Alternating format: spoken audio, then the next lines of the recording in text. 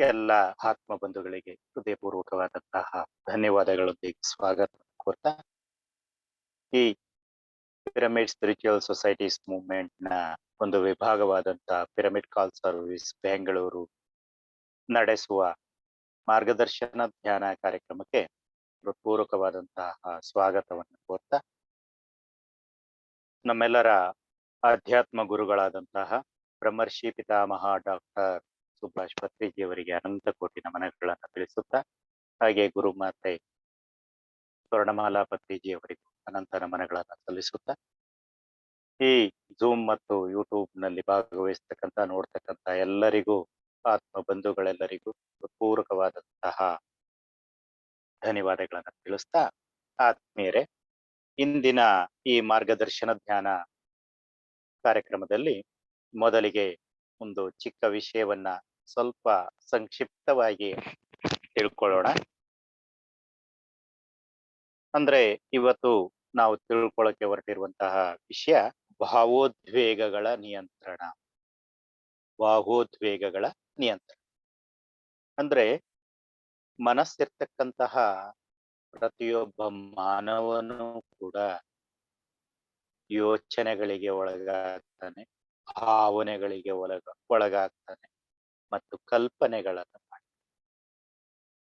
ಈ ಯೋಚನೆಗಳು ನಮ್ಮ ಆಗು ಹೋಗುಗಳ ಬಗ್ಗೆ ಬರ್ತಕ್ಕಂಥ, ಭಾವನೆಗಳು ನಮ್ಮ ಉದ್ವೇಗ, ಗಾಬರಿ, ಆತಂಕ ಅಥವಾ ಆಳವಾದಂತಹ ಒಂದು ರೀತಿಯ ಅನಿಸಿಕೆ, ಇವೆಲ್ಲವೂ ಭಾವನೆಗಳಿಗೆ ಸಂಬಂಧ. ಆದ್ರೆ ಕಲ್ಪನೆಗಳು ಊಹೆಗಳನ್ನ ಹೊಂದಿದೆ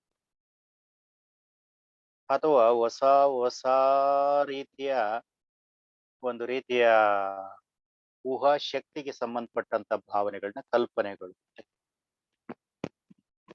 ಇದರಲ್ಲಿ ನಾವು ಭಾವನೆಗಳು ಬಹಳ ಬಹಳ ಪ್ರಮುಖವಾದ ಪಾತ್ರವನ್ನ ವಹಿಸ್ತವೆ. ಆ ಭಾವನೆಗಳು ಕೋಪದಿಂದ, ದ್ವೇಷದಿಂದ, ಅಸೂಯೆಯಿಂದ, ಆಕಾಂಕ್ಷೆಗಳಿಂದ ತುಂಬಿದ್ದಾಗ ಉದ್ವೇಗಗಳಿಗೆ ಕಾರಣ.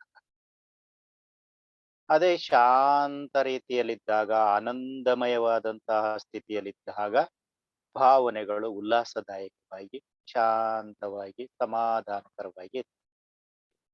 ನಿಜವಾಗಿ ಪ್ರತಿಯೊಬ್ಬ ಮನುಷ್ಯನಿಗೂ ಕೂಡ ಆನಂದದ ಜೀವನ ನಡೆಸಬೇಕಾಗಿ ಬೇಕಾಗಿರ್ತಕ್ಕಂಥದ್ದು ಶಾಂತತೆಯ, ಹಾಗೆ ಸಮಾಧಾನದ ಭಾವ ಅಥವಾ ತೃಪ್ತಿಯ ಭಾವ, ಆನಂದದ ಭಾವ ಇರ್ಬೇಕು.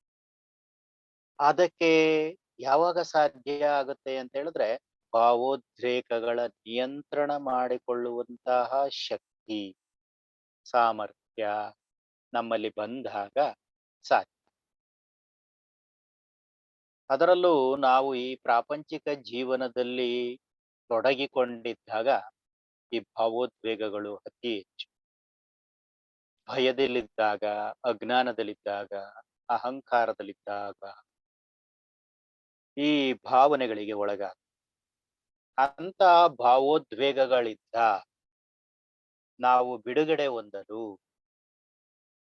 ಯಾವ ರೀತಿಯ ಜೀವನ ನಡೆಸಿದರೆ ಭಾವೋದ್ವೇಗಗಳ ನಿಯಂತ್ರಣ ಸಾಧ್ಯ ಆಗುತ್ತೆ ಮತ್ತು ಭಾವೋದ್ವೇಗಗಳಿಂದ ಮುಕ್ತವಾದ ಶಾಂತ, ಆನಂದ, ಸಮಾಧಾನ ಮತ್ತು ಮುಕ್ತ ಜೀವನ ನಡೆಸಲಿಕ್ಕೆ ಸಾಧ್ಯ ಅನ್ನೋದನ್ನ ಇವತ್ತು ನೋಡಿ.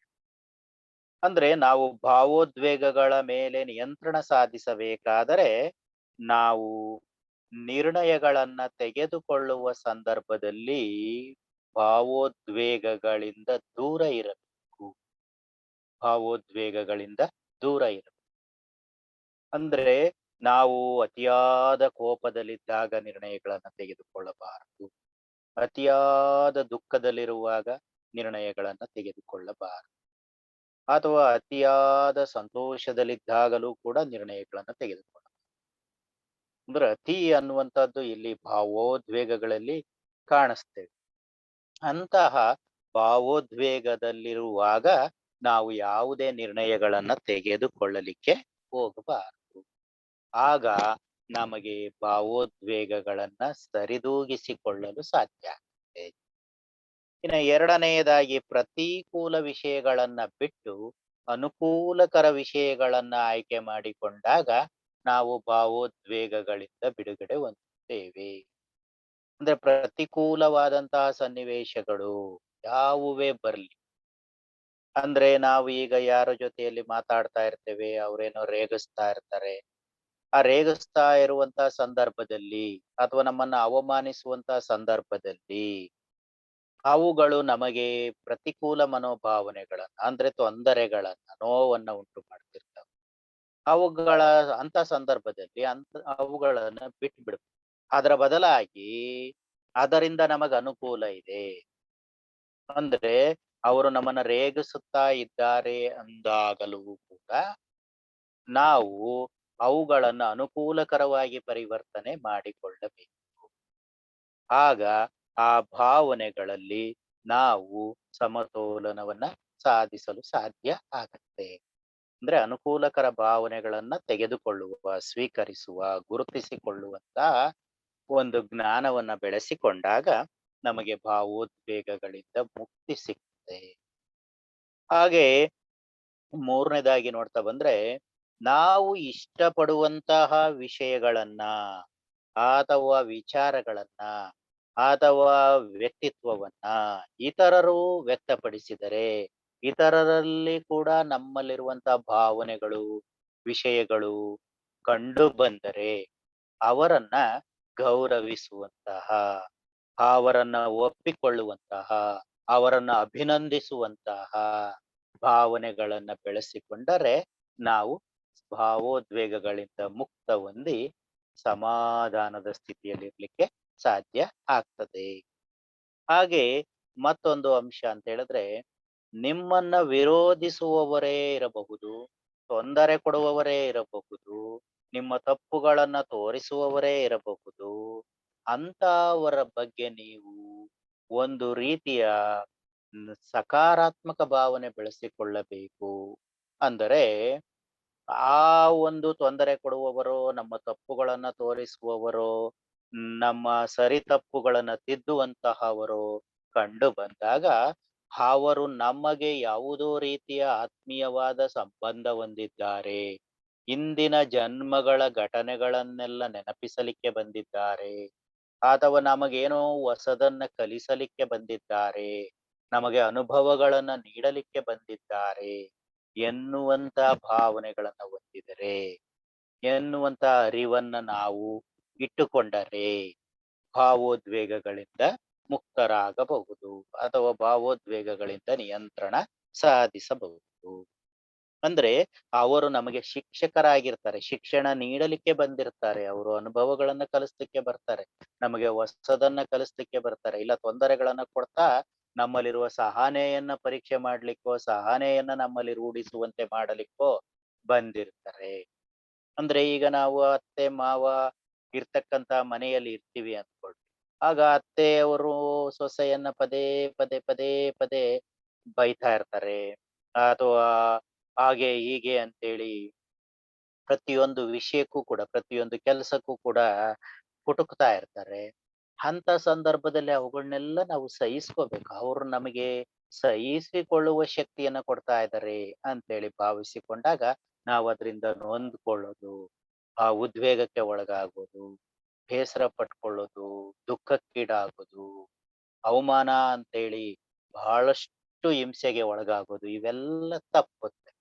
ಆದ್ದರಿಂದ ಆ ಒಂದು ತಪ್ಪನ್ನ ತಿದ್ದುವವರಿರ್ಬೋದು, ತೊಂದರೆ ಕೊಡೋರು ಇರ್ಬೋದು, ಅವಮಾನ ಮಾಡೋರು ಇರ್ಬೋದು, ಅಧಿಕಾರ ಚಲಾಯಿಸೋರು ಇರ್ಬೋದು, ಇಂಥವರೆಲ್ಲನ ನಾವು ಯಾವ ರೀತಿ ಇದಾರೆ ಇವರೆಲ್ಲ ಅಂದ್ರೆ ನಮ್ಮ ಗತ ಜನ್ಮಕ್ಕೂ ಇವರಿಗೂ ಏನೋ ಸಂಬಂಧ ಇದೆ. ಹಾಗಾಗಿ ಅವರು ನಮ್ಮ ಜೊತೆಯಲ್ಲಿ ಬಂದಿದ್ದಾರೆ. ನಮಗೆ ಇಷ್ಟೆಲ್ಲ ತೊಂದರೆ ಕೊಡ್ತಾ ಇದ್ದಾರೆ. ಇದು ನನಗೆ ಒಳ್ಳೆಯದನ್ನ ಮಾಡ್ಲಿಕ್ಕೇ ಇದೆ ಅನ್ನುವಂತಹ ಭಾವನೆಯನ್ನು ಬೆಳೆಸ್ಕೊಂಡ್ರೆ, ಅರಿವನ್ನ ಹೊಂದಿದರೆ ನಾವು ಭಾವೋದ್ವೇಗಗಳಿಂದ ಮುಕ್ತರಾಗಬಹುದು.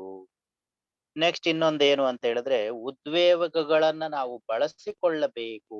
ಆದರೆ ಅವುಗಳಿಗೆ ದಾಸರಾಗಬಾರದು, ಅವುಗಳಿಗೆ ಬಲಿಯಾಗಬಾರದು. ಉದಾಹರಣೆಗೆ ನೋಡಿ, ಶಕುನಿ ಭಾವನೆಗಳ ಮೂಲಕ ಧರ್ಮರಾಯನನ್ನ, ಭೀಷ್ಮರನ್ನ, ದ್ರೋಣರನ್ನ ಗೆದ್ದ. ಅಲ್ಲಿ ಭಾವೋದ್ವೇಗಗಳ ಮೂಲಕ ಅವರೆಲ್ಲರನ್ನ ತನ್ನ ಒಳಗೆ ಹಾಕಿಕೊಂಡ. ಆದ್ರೆ ಧರ್ಮರಾಯ ಅಲ್ಲಿ ಭಾವನೆಗಳಿಗೆ ಬಲಿಯಾದ. ಅಂದ್ರೆ ನಾನು ಧರ್ಮಕ್ಕೋಸ್ಕರ ಆಟ ಆಡ್ತಾ ಇದ್ದೀನಿ, ಧರ್ಮಕ್ಕೋಸ್ಕರ ನನ್ನ ತಮ್ಮಂದಿರನ್ನೆಲ್ಲ ಜೂಜಾಟಕ್ಕೆ ಇಟ್ಟಿದ್ದೇನೆ. ಅಂದ್ರೆ ಶಕುನಿಯ ಅವನ ಭಾವನೆಗಳನ್ನ ಕೆಣಕಿದ.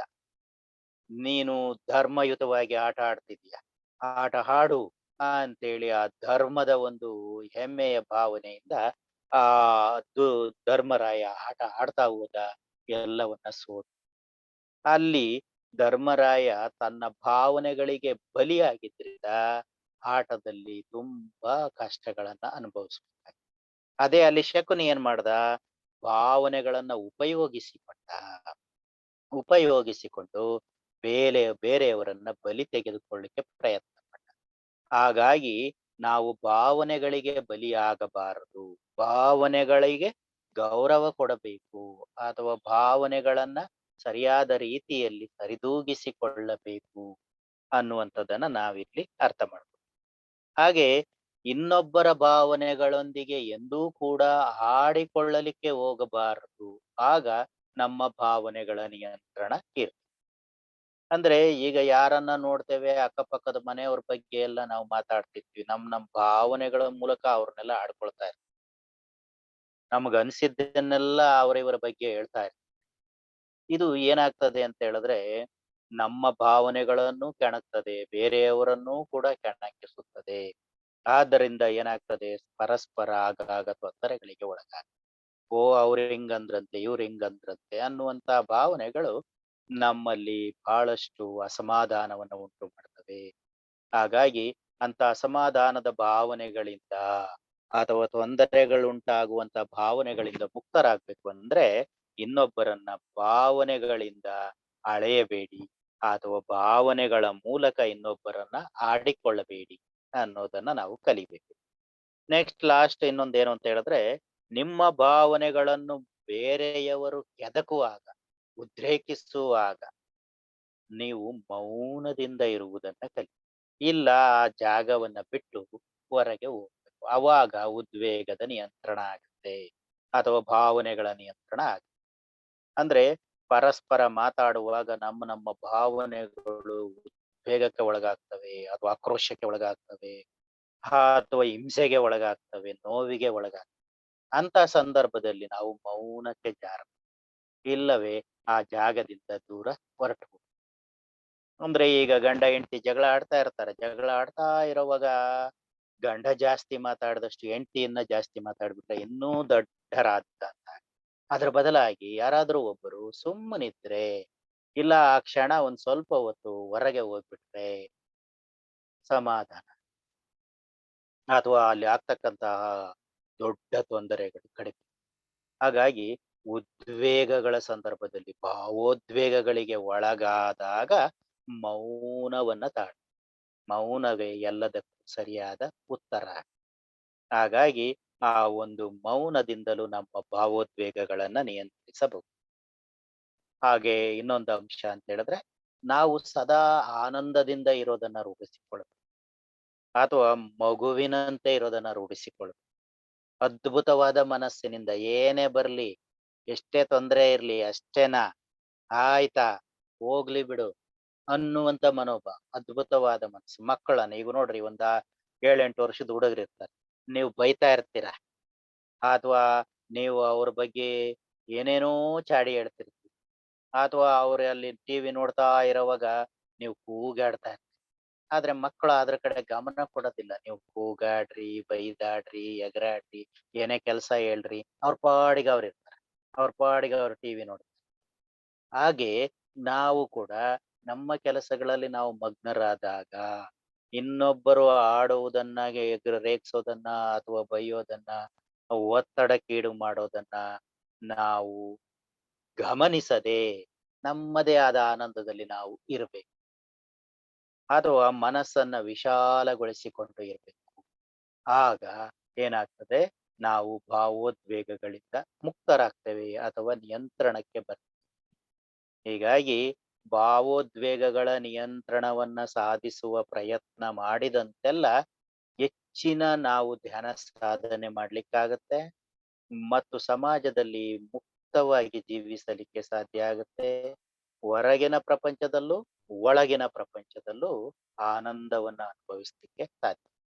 ಅದಕ್ಕೋಸ್ಕರ ನಾವು ಭಾವೋದ್ವೇಗಗಳ ನಿಯಂತ್ರಣಕ್ಕೆ ಧ್ಯಾನವೂ ಒಂದು ಸಾಧನ ಅಂತೇಳಿ ತಿಳ್ಕೊಂಡು ಧ್ಯಾನಕ್ಕೆ ನಾವು ತೊಡಗೋಣ ಫ್ರೆಂಡ್ಸ್. ಈಗ ನಾವು ಧ್ಯಾನಕ್ಕೆ ಹೋಗೋಣ.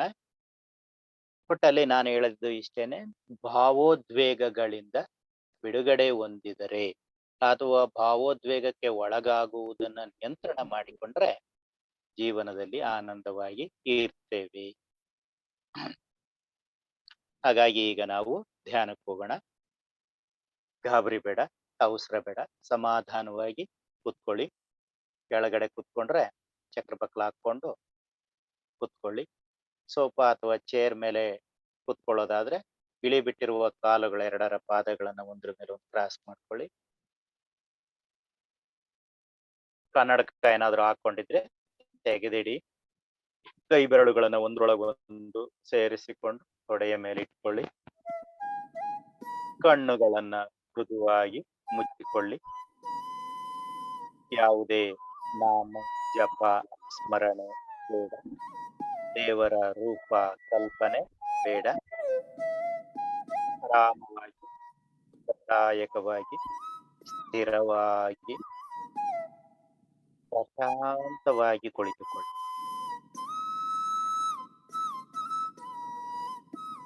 ದೇಹ ಸಡಿಲವಾಗಿ ಎಲ್ಲಿಯೂ ಹಿಡಿಸಬೇಡ.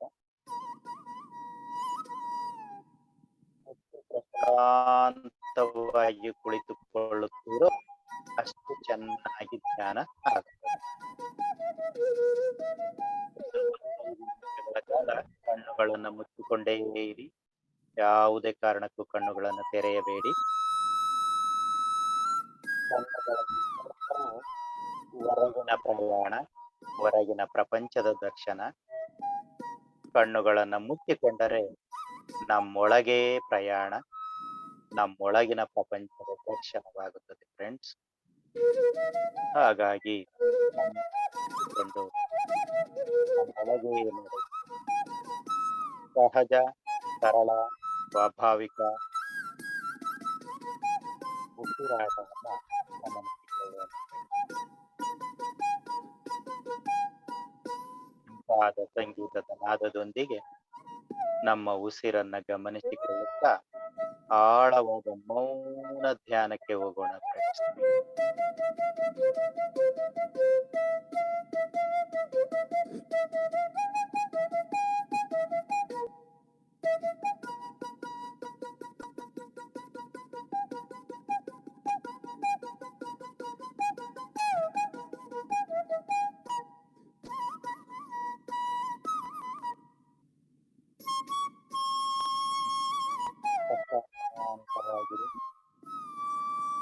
ಆಲೋಚನೆಗಳು ಬಂದರೆ ಅವುಗಳನ್ನ ಅಲ್ಲಲ್ಲಿಯೇ ನಿಲ್ಲಿಸಿ ಅದೇ ಕ್ಷಣದಲ್ಲಿ ನಿಮ್ಮೊಳಗೆ ನಡೆಯುವ ಸಹಜ ಶ್ವಾಸವನ್ನು ಗಮನಿಸಿ.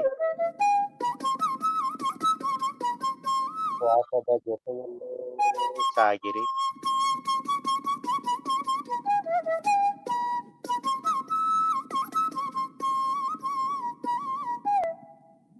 ನಮ್ಮ ಈ ಮಾರ್ಗದರ್ಶನ ಜ್ಞಾನಕ್ಕೆ ಬ್ರಹ್ಮಶ್ರೀ ಪಿತಾಮಹ ಸುಭಾಷ್ ಪತ್ರಿಜಿಯವರನ್ನ ಮಹಾವತಾರ್ ಬಾಬಾಜಿಯವರನ್ನ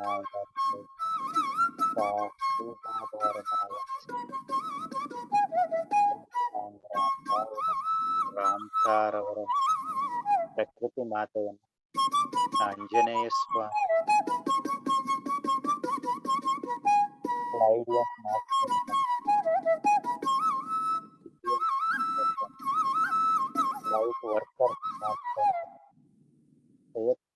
ವರ್ಕರ್ಸ್ಗಳನ್ನ, ಏಂಜಲ್ಸ್ಗಳನ್ನ, ಸಕಲ ಋಷಿ ಮುನಿಗಳ,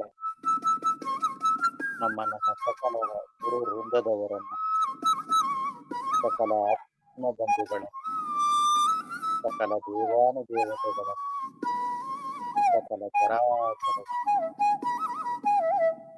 ನಮ್ಮನ್ನು ಧ್ಯಾನಕ್ಕೆ ಆಹ್ವಾನಿಸಿಕೊಂಡು ಎಲ್ಲ ದೇವರುಗಳು ಅವರೆಲ್ಲರ ಧ್ಯಾನ ಶಕ್ತಿ ನಮ್ಮ ಶ್ರುತಿಗಳಲ್ಲಿ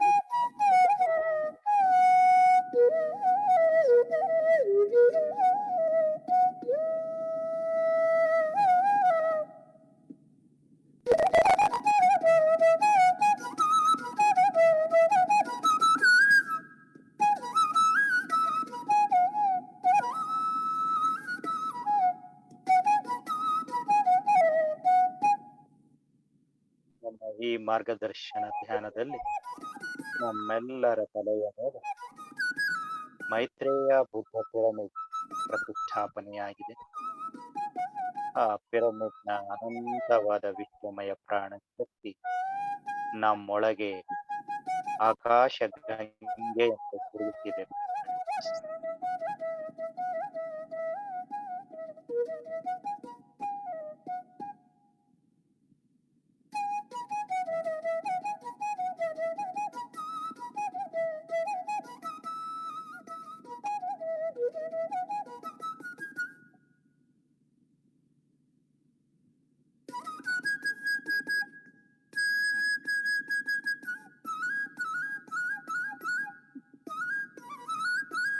ಅನಂತವಾದ ವಿಶ್ವಮಯ ಪ್ರಾಣ ಶಕ್ತಿ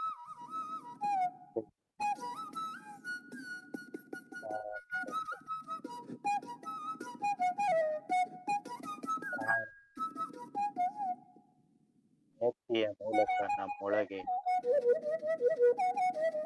ಸುರಿಯುತ್ತಿದೆ.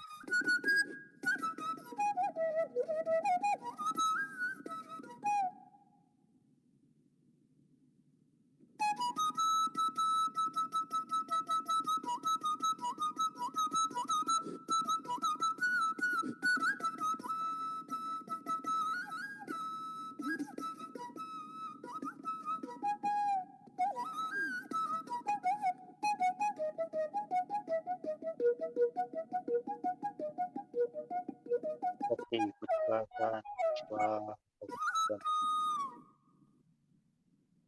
ನಮ್ಮೊಳಗೆ ನಾವಿದ್ದೇವೆ.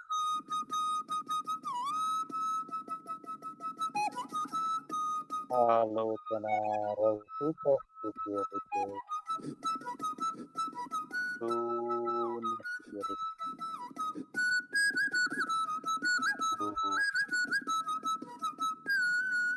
ಮಹಾ ಶೂನ್ಯ.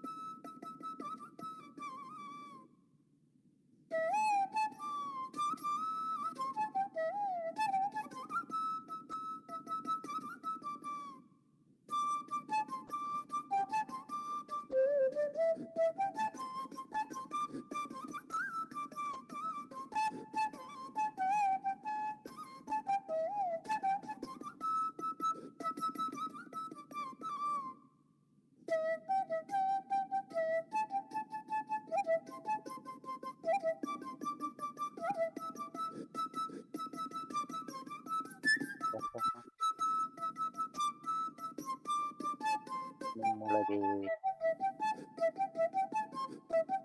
ನಿಮ್ಮ ಉಸಿರಿನಲ್ಲೇ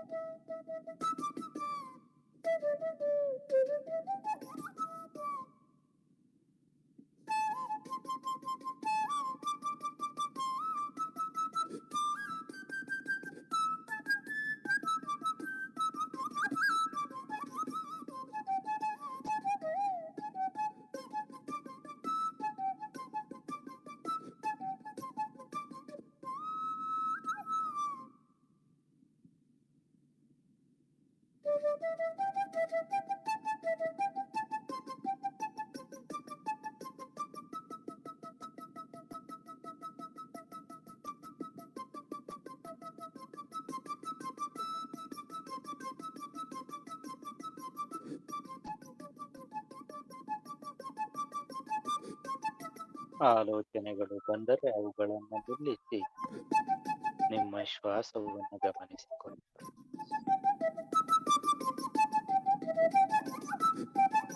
ಏನಾದರೂ ಅನುಭವಗಳಾಗಿದ್ದರೆ ಅನುಭವಗಳನ್ನು ಗಮನಿಸಿಕೊಳ್ಳುತ್ತಾ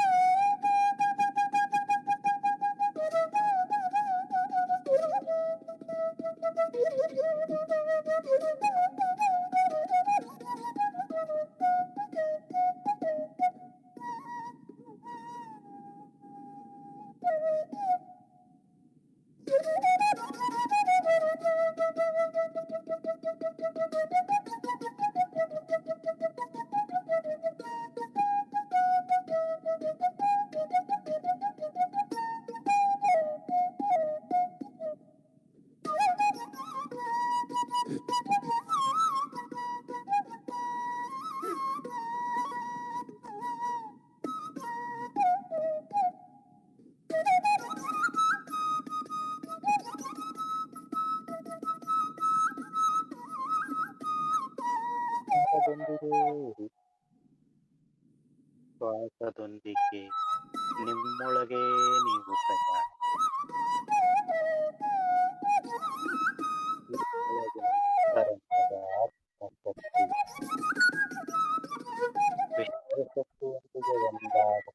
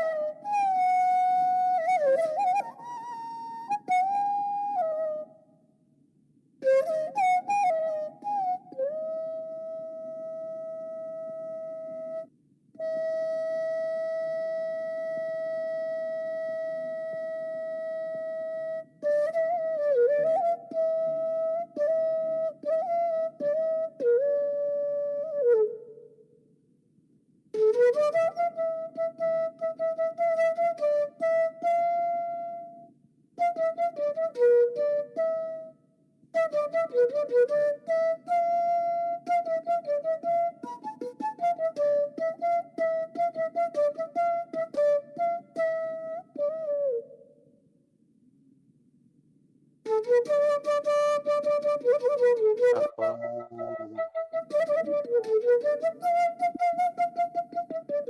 ನಮ್ಮ ದೇಹದ ಭಾಗಗಳಲ್ಲೆಲ್ಲ ಹರಡಿಕೊಳ್ಳುತ್ತದೆ. ನಮ್ಮ ನಾಡಿ ಮಂಡಲವನ್ನೆಲ್ಲ ಶುದ್ಧಗೊಳಿಸುತ್ತಿದೆ.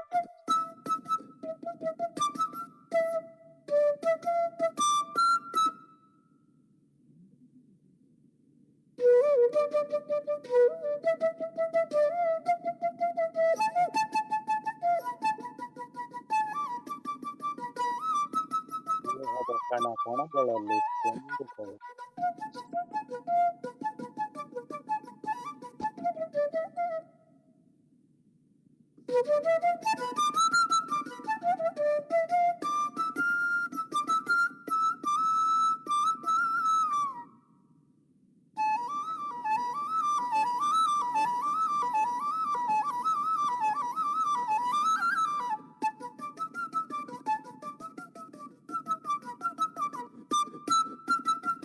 ಶಕ್ತಿಯ ಆತ್ಮಶಕ್ತಿಯೊಂದಿಗೆ ಒಂದಾಗಿದೆ. ದೇಹದ ಕಣ ಕಣವೆಲ್ಲ ಶಕ್ತಿಯಿಂದ ತುಂಬಿದೆ.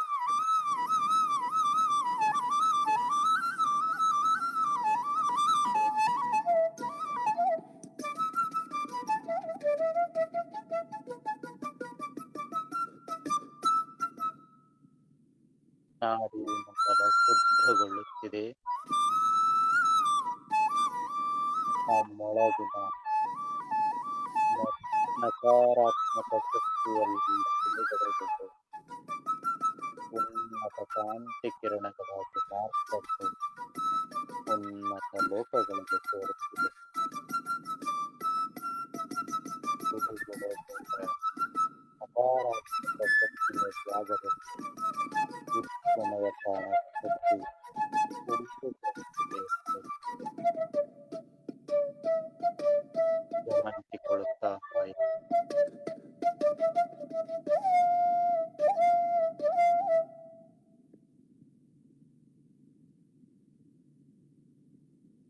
ಶಕ್ತಿಯೊಂದಿಗೆ ಶಕ್ತಿಯೊಂದಿಗೆ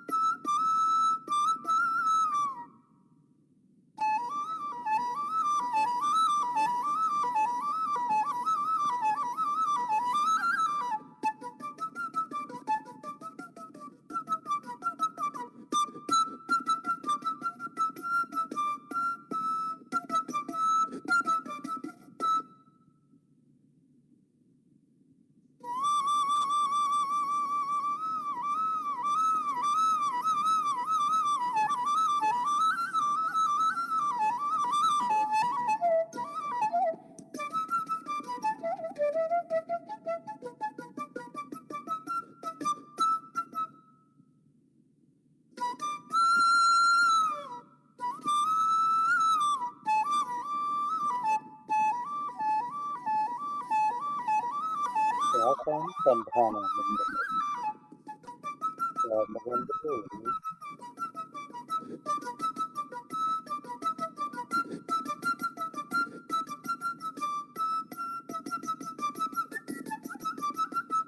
శ్వాసముందుకు బంధాలు.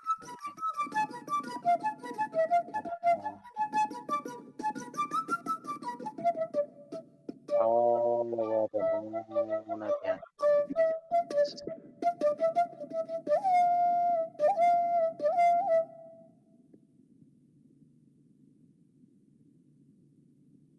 ಶೂನ್ಯದಲ್ಲಿ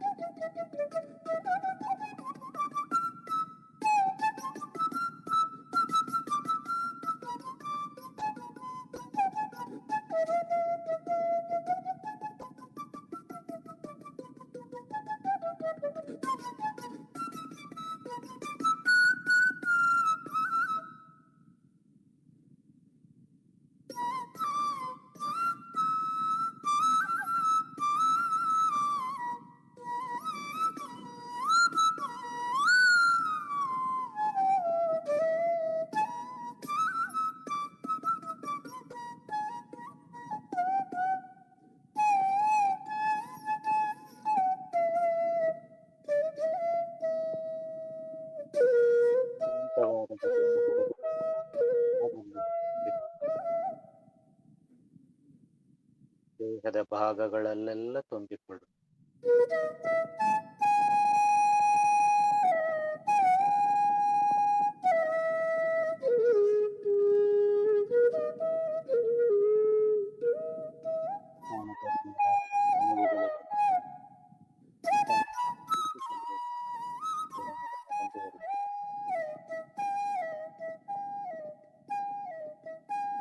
ಅವು ನಮ್ಮೊಳಗಿನ ನೋವು ಹೋಗಲಿಕ್ಕಾಗಿಯೇ ಬರುತ್ತವೆ. ನಮ್ಮೊಳಗಿನ ತೊಂದರೆಗಳ ನಿವಾರಣೆಗಾಗಿಯೇ ಬರುತ್ತವೆ. ನಾಡಿ ಮಂಡಲ ಶುದ್ಧಿಯ ಪ್ರಕ್ರಿಯೆಯಲ್ಲಿ ನೋವುಗಳು ಹೊರಬರುತ್ತವೆ. ಅವುಗಳನ್ನೆಲ್ಲ ಸಹಿಸುವ ವಿಧಾನ ಮುಂದುವರಿಸಿ. ಎಲ್ಲ ನೆಗೆಟಿವ್ ಎನರ್ಜಿಗಳು ನಿವಾರಣೆಯ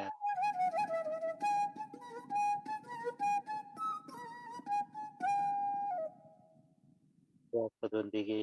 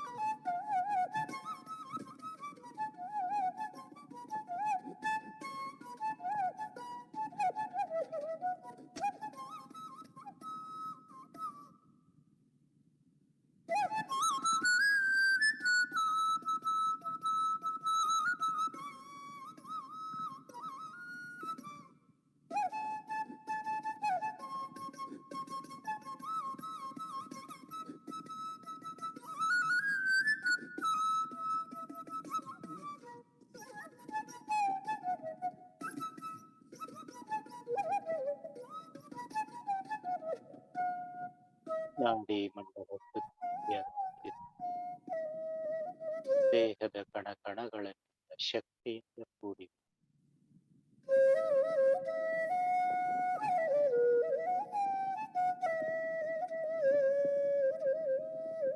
ಕುಂಡಲಿನಿ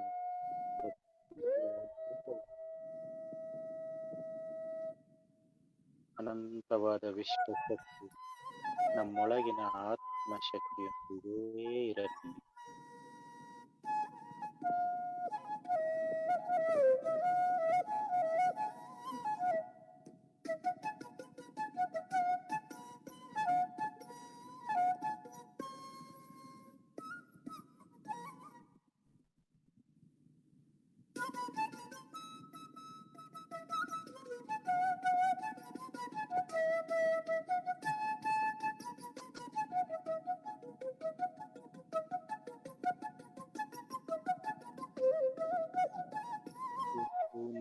ಸ್ಥಿತಿಯಲ್ಲಿ ಮುಖ್ಯ ಶಕ್ತಿಯನ್ನು ಪಡೆದುಕೊಂಡ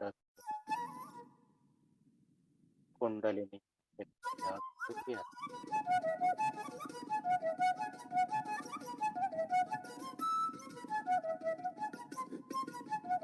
ಕುಂಡಲಿನಿ ಶಕ್ತಿಯ ಜಾಗೃತಿಯ ಸುಷುಮ್ನಾಡಿಯ ಕಾಳ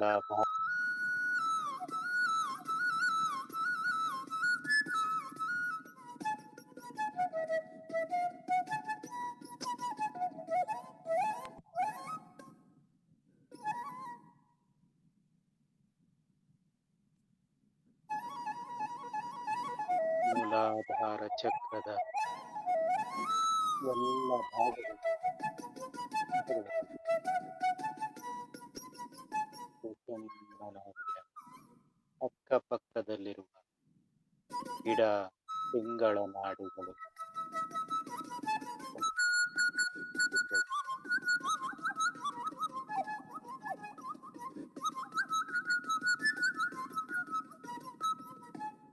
ಮೂಲಾಧಾರ ಚಕ್ರದ ಮೇಲ್ಭಾಗದಲ್ಲಿ ಸ್ವಾಧಿಷ್ಠಾನ ಚಕ್ರವು ಶಕ್ತಿಯಿಂದ ತುಂಬಿ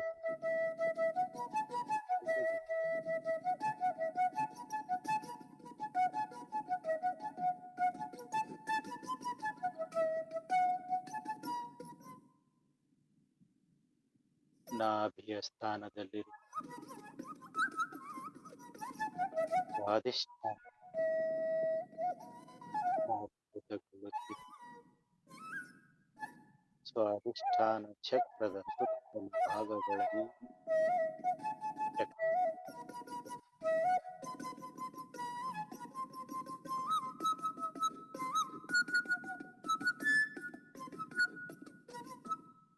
ಹಾಗೂ ಸುಷುಮ್ನ ನಾಡಿಯ ಮೂಲಕ ವಿಶ್ವಮಯ ಪ್ರಾಣ ಶಕ್ತಿಯು ಮೇಲೇರುತ್ತಾ ಕುಂಡಲಿನಿ ಶಕ್ತಿ ಜಾಗೃತಗೊಳ್ಳುತ್ತದೆ. ಮಣಿಪೂರದಲ್ಲಿ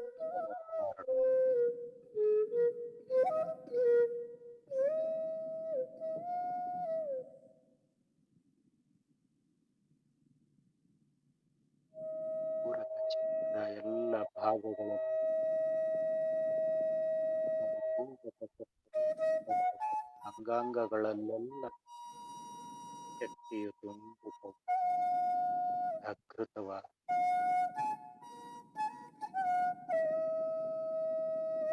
ಶ್ವಾಸದೊಂದಿಗೆ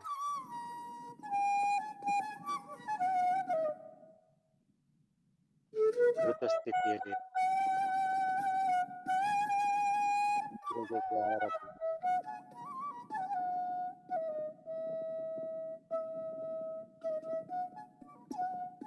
ವಿಶ್ವಮಯ ಪ್ರಾಣ ಶಕ್ತಿಯ ಆವಾಹನೆಯನ್ನ ಗಮನಿಸಿಕೊಂಡು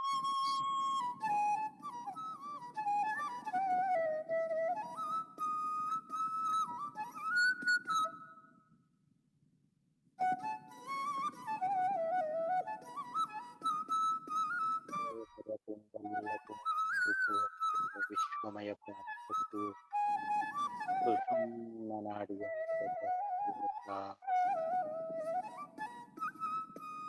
ಅನಾಹತ ಚಕ್ರದ ಹರಡುತ್ತದೆ.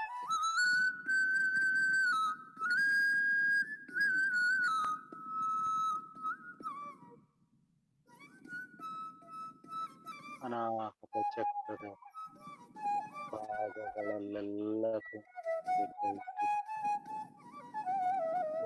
ಭಾಗಗಳು ಶ್ವಾಸಕೋಶದ ಭಾಗಗಳು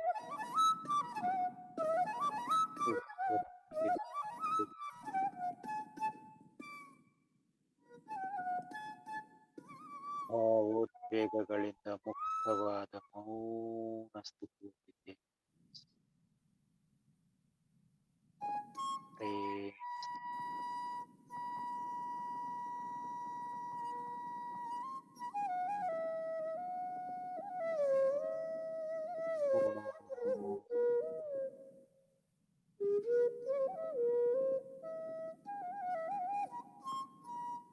ಹಾಗೆಯೇ ವಿಶ್ವಮಯ ಪ್ರಾಣ ಶಕ್ತಿ ಮೇಲೇರುತ್ತಾ ವಿಶುದ್ಧ ಚಕ್ರ ಹರಡುತ್ತದೆ. ಹಂಚಿದರೆ ರಕ್ತದ ಶಕ್ತಿಯು ನೋಡಿಕೊಳ್ಳುತ್ತದೆ.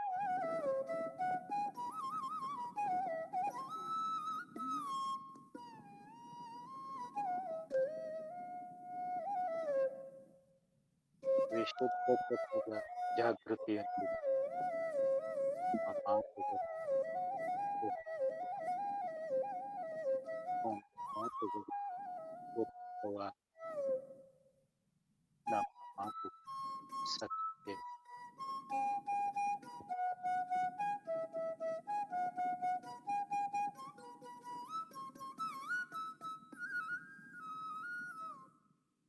ಹಾಗೂ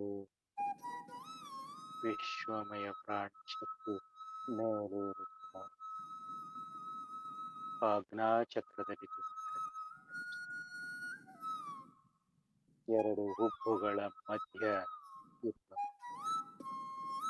ಆಜ್ಞಾಚಕ್ರ ವಿಶ್ವಮಯ ಪ್ರಾಣಶಕ್ತಿ ಹೊಂದಿಕೊಳ್ಳುತ್ತದೆ.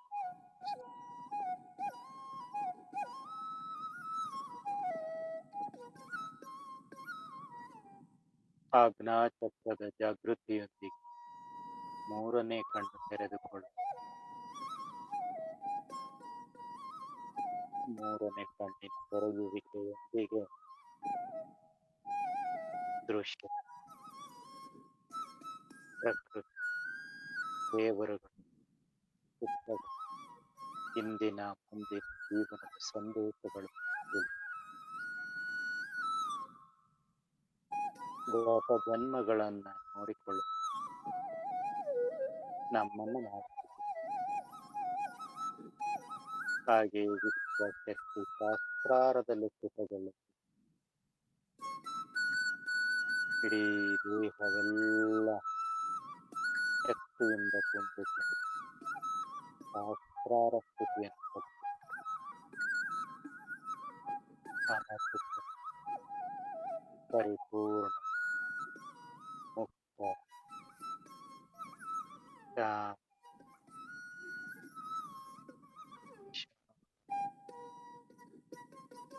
ಮಹಾಮೌನ ಸ್ಥಿತಿಯಲ್ಲಿ ಕೊನೆಯ 5 ನಿಮಿಷ ಮಹಾಮೌನ.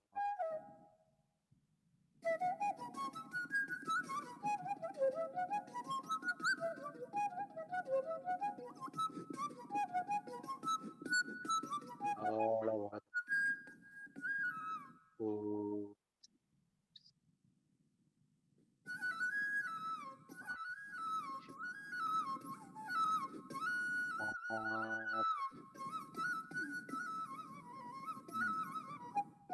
ಮೂಲದ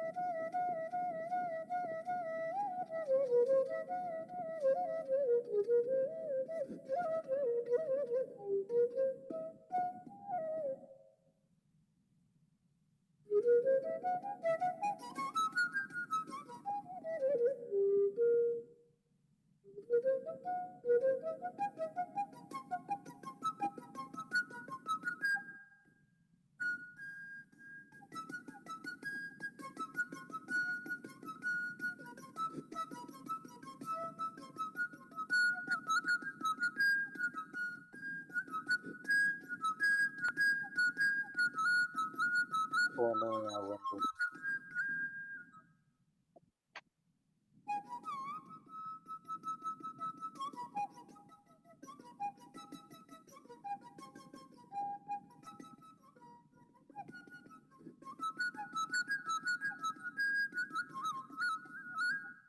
ಕೊನೆಯ 30 ಸೆಕೆಂಡುಗಳು. ಧ್ಯಾನ ಮುಂದುವರಿಸುವವರು ಹಾಗೆ ಮುಂದುವರಿಸಿಕೊಳ್ಳಿ. ಸಹಜ ಸ್ಥಿತಿಗೆ ಬನ್ನಿ. ವಾಸ್ತವಕ್ಕೆ ಬನ್ನಿ. ವಾಸ್ತವ.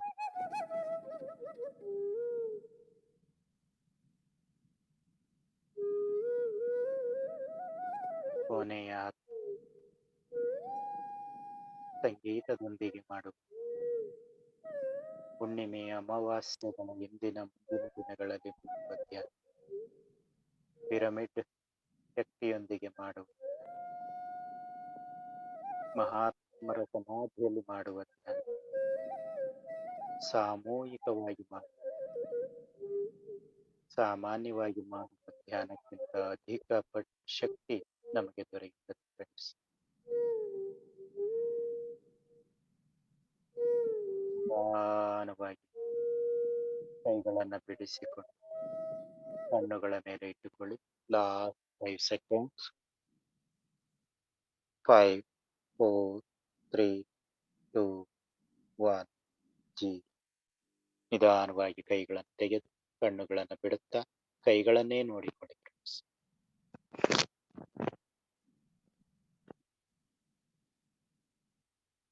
ಸರಳವು ಶಕ್ತಿಯುತವು ಆನಂದದಾಯಕವೂ ಆದ ಧ್ಯಾನಕ್ಕೆ ಗಟ್ಟಿಯಾದ ಚಪ್ಪಾಳೆಯ ಮೂಲಕ ಧನ್ಯವಾದಗಳನ್ನು ಸಲ್ಲಿಸೋಣ. ಹಾಗೆ ನಮ್ಮ ಈ ಧ್ಯಾನದಲ್ಲಿ ಭಾಗವಹಿಸಿದಂತಹ ಗುರುಗಳಾದ ಬ್ರಹ್ಮರ್ಷಿ ಪತ್ರಿಜಿಯವರಿಗೆ ಹಾಗೂ ಎಲ್ಲ ಮಾಸ್ಟರ್ಗಳಿಗೆ, ದೇವಾನುದೇವತೆಗಳಿಗೆ, ಪ್ರಕೃತಿ ಮಾತೆಗೆ, ಸಕಲ ಋಷಿ ಮುನಿಗಳಿಗೆ, ಆತ್ಮ ಬಂಧುಗಳಿಗೆ, ನಮ್ಮ ಪೂರ್ಣಾತ್ಮ ಎಲ್ಲ ಧ್ಯಾನ ಮಾಸ್ಟರ್ಗಳಿಗೆ ಪೂರಕವಾದ ಧನ್ಯವಾದಗಳನ್ನು ಸಲ್ಲಿಸೋಣ. ಹಾಗೆ ಇಂದಿನ ಈ ಧ್ಯಾನ ಕಾರ್ಯಕ್ರಮದಲ್ಲಿ ಭಾಗವಹಿಸಿದಂತ ಎಲ್ಲ ಧ್ಯಾನಿಗಳಿಗೂ, ಝೂಮ್ನ ವೀಕ್ಷಕರಿಗೂ ಮತ್ತು ಝೂಮ್ ಮೂಲಕ ಸಂಪರ್ಕ ಕಲ್ಪಿಸಿದಂತ ಪಿರಮಿಡ್ ಮಾಸ್ಟರಿಗೂ ತುಂಬ ಹೃದಯದ ಧನ್ಯವಾದಗಳನ್ನು ಸಲ್ಲಿಸೋಣ. ಲಾಸ್ಟ್ 1 or 2 minutes ಏನಾದ್ರು ಅಭಿಪ್ರಾಯಗಳು ಹಂಚಿಕೊಳ್ಳೋರಿದ್ರೆ ಯಾರಾದ್ರೂ ಹಂಚಿಕೊಳ್ಳಿ. ಇಲ್ಲ ಪ್ರಶ್ನೆ ಇದ್ರೆ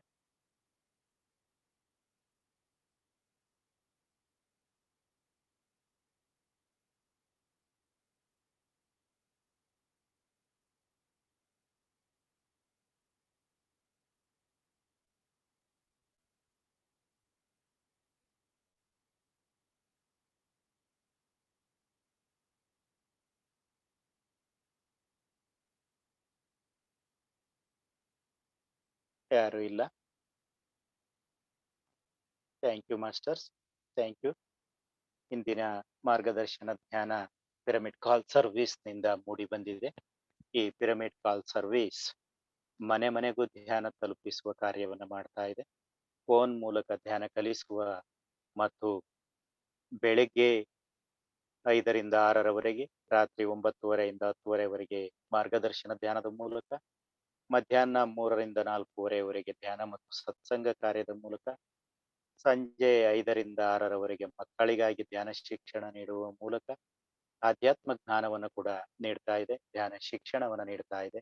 ಹಾಗಾಗಿ ಪಿರಮಿಡ್ ಕಾಲ್ ಸರ್ವಿಸ್ ಅನ್ನ ಪ್ರತಿಯೊಬ್ಬರು ನೋಡಿ ಹಾಗೂ ಆ ಪಿರಮಿಡ್ ಕಾಲ್ ಸರ್ವಿಸ್ಗೆ ಸಬ್ಸ್ಕ್ರೈಬ್ ಆಗಿ ಇದರಲ್ಲಿ ಭಾಗವಹಿಸಿ ನೋಡುವಂತಹ ವಿಡಿಯೋಗಳನ್ನ ನಿಮ್ಮ ಫ್ರೆಂಡ್ಸ್ಗಳಿಗೆ, ಸಂಬಂಧಿಗಳಿಗೆ ಫಾರ್ವರ್ಡ್ ಮಾಡಿ ಮತ್ತು ಹೊಸಬರಿಗೆ ಧ್ಯಾನ ಕಲಿಸಿ ಹಾಗೂ ಧ್ಯಾನ ಅಭ್ಯಾಸ ಮಾಡಿ ಅಂತೇಳಿ ಹೇಳ್ಕೊಳ್ತಾ ಎಲ್ಲರಿಗೂ ಧನ್ಯವಾದಗಳನ್ನ ಸಲ್ಲಿಸೋಣ.